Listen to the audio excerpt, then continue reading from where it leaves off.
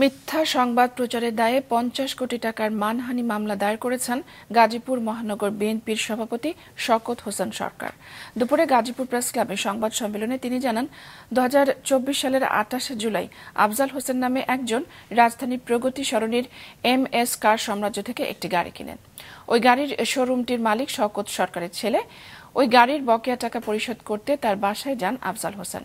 কেউ গোপনে এর ভিডিও ধারণ করে, পরে সেই টাকা দেওয়ার ঘটনা চাঁদাবাজি বলে সংবাদ প্রচার করায় ৫০ কোটি টাকার মানহানির মামলা করেছেন বলে জানান শওকত হোসেন সরকার।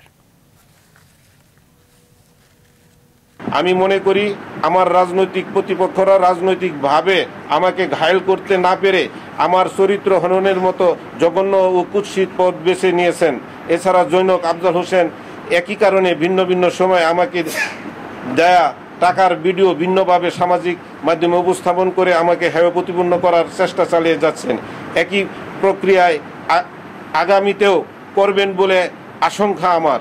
এবং আজকেই আমি আমাদের কোর্টে এই ব্যাপারে একটি মানহানির মামলা করেছি।